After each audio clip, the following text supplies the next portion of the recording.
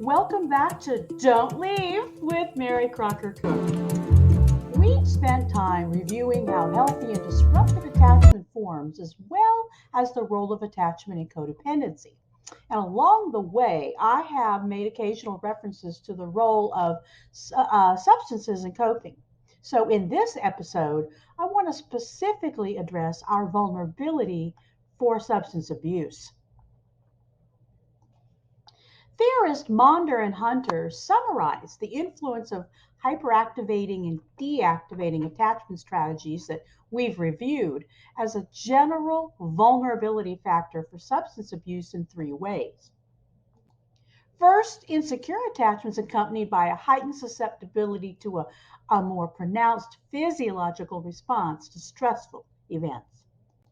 Because we have trouble soothing ourselves, we're wired to over perceive threat.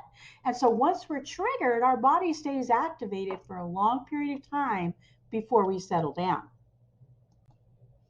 Second, it's accompanied by less efficient methods for emotional regulation, including a preferred use of external methods like substance use or gambling.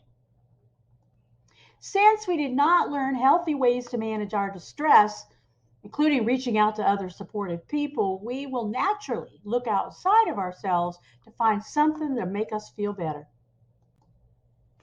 Third, it is accompanied by less effective and less frequent help seeking behavior.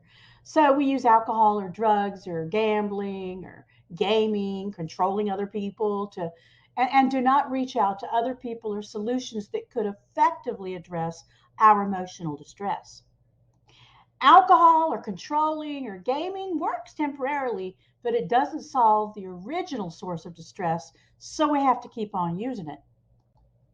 While it's commonly understood that early childhood attachment to parents and family are necessary for healthy development, Philip Flores says that emotional attachments remain necessary throughout adulthood.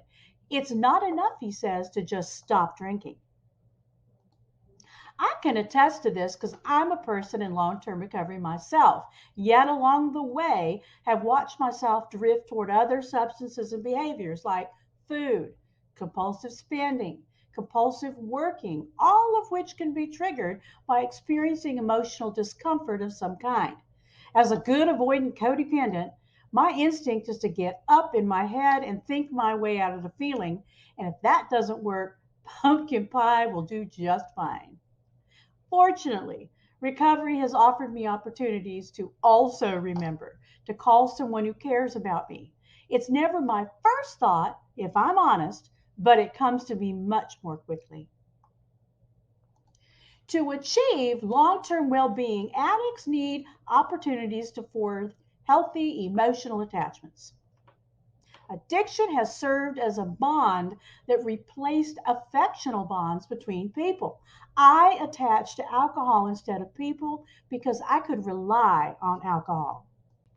We need to come to believe that people can be part of our solution for the distress that we have been self medicating all this time. I appreciate your willingness to tune in with me and learn more about the role attachment plays in your codependency and substance use. I promise we'll keep focusing on solution in this series, not just to find the problem. Talk to you soon.